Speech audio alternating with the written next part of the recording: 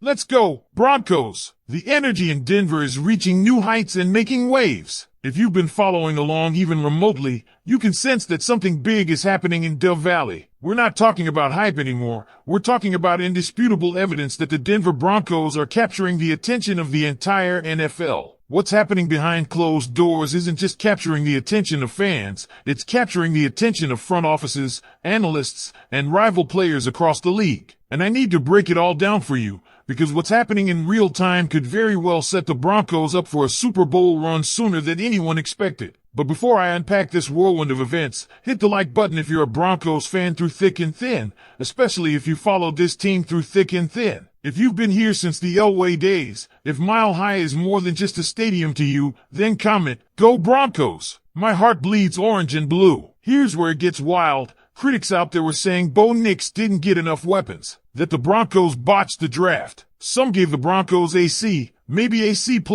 But if George Payton really missed the mark, if the draft class was as uninspiring as the haters claim, then why did the mastermind behind that draft, director of scouting Brian Stark, get poached by a division rival just days after the draft ended? You don't steal mediocrity. You steal brilliance. And Tom Brady, now actively involved with the Raiders, recognized it too. Their front office didn't hesitate. They took our guy, because they saw the Broncos doing something special. Let's take a second to appreciate the weight of that. It's not just a coach or a player, it's the architect behind one of the most intricate and promising drafts Denver has seen in years. Brian Stark isn't alone either. Across the Broncos front office and coaching staff, top minds are being picked off by other teams. This is what happens when your system is winning, when your process is elite, when your roster and your culture are making waves. And speaking of culture, let's talk about one of the most fascinating draft picks in recent memory. A 6 feet 7 inches tight end, Caleb Blunter, who came to football through the basketball route,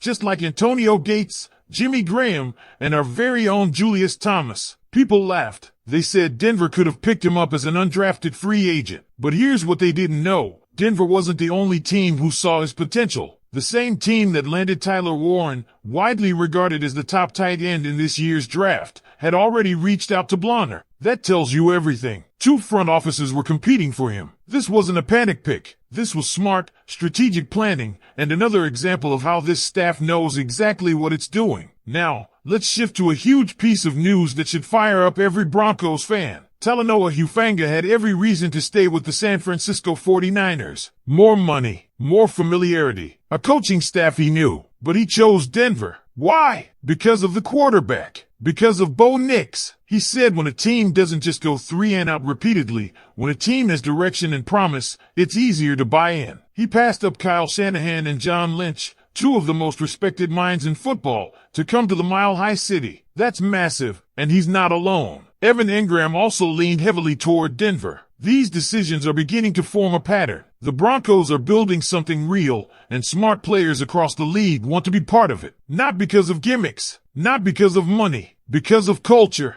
because of belief. There's more, so much more. Rich Eisen, who's had a cautious relationship with Denver in the past, predicted that the Broncos could win the AFC West. Dan Patrick, a legend in his own right, doubled down. And he brought on analysts who didn't hesitate. They said, "I love Denver not once, not twice, but repeatedly." That's a narrative shift, and it's one you only earn by putting in serious off-season work. Now let's talk about the elephant in the room, Bo Nix. Critics claimed the Broncos didn't do enough to support him with weapons. But maybe, just maybe, Sean Payton didn't feel he needed to. Maybe Payton believes in Bo Nix more than anyone outside of Dove Valley understands. Because let's not forget, Sean could have traded up to draft Hampton in the first round. He didn't. He could have sold out for a top wide receiver. He didn't. Instead, he went all in on building a Super Bowl caliber defense and reinforcing the run game. That's not neglect. That's confidence. That's faith in your quarterback to elevate the talent around him, just like Tom Brady did for years. So who exactly is Bo Nix surrounded by now? Let's run the list. Troy Franklin, ready to break out. Marvin Mims, coming off a year of steady growth. Devin Vele, who had a monster debut. A tight end who caught 110 balls 2 seasons ago and is built to be a mismatch nightmare. Caleb Blunter,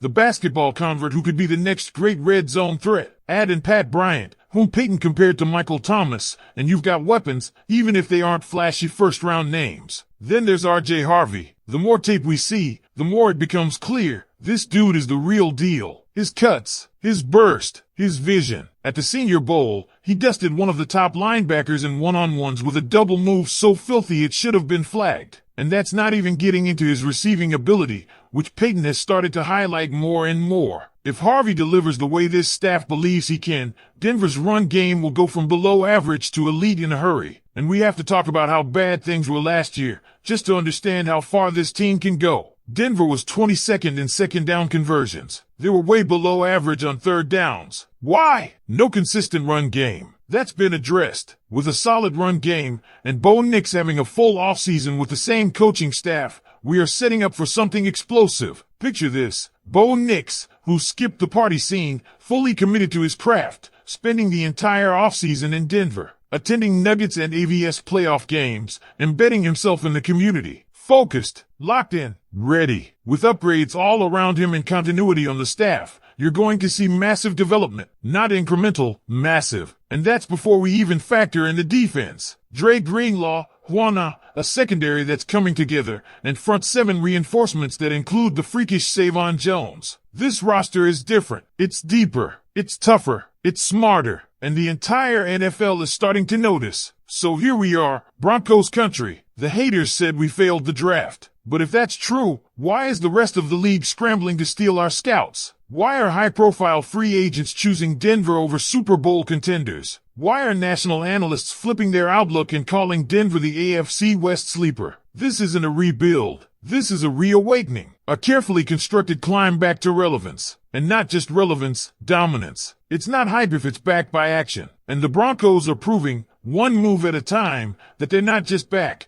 They're coming for everything. Let me know in the comments what you think. Do you believe the Broncos have done enough this offseason to take the AFC West? Has Sean Payton already proven that he's building a winning culture in Denver? I want to hear your take because in part 2, we're going to break down the individual growth we can expect from each offensive weapon and how they fit into Payton's master plan. Do you feel it, Broncos country? Because this might be the year everything changes. Let's keep this momentum going. Because the deeper we look into what's brewing in Denver, the more it becomes undeniable. Sean Payton isn't just building a roster, he's sculpting a masterpiece. This isn't a patch job. It's not a quick fix for a one-year playoff push. It's a foundational rebuild rooted in culture, continuity, and cutting-edge evaluation. And now, in part 2, we're going to dive into exactly how the offensive pieces are not just being added, but aligned. Let's start with Bo Nix. We've talked about how he's locked in this offseason. No distractions, no ego, just pure football. But what's most exciting is the staff around him. Sean Payton isn't reinventing the wheel, he's reinforcing it. Nix doesn't have to come in and be Superman. He needs to be precise, efficient, confident, and the Broncos have quietly given him the tools to do just that. Take Troy Franklin, for example. He already has chemistry with Bo from their Oregon days. That matters. Quarterback-receiver rapport isn't built in a training camp. It's built over years, reps, and trust. Franklin has elite speed and route running,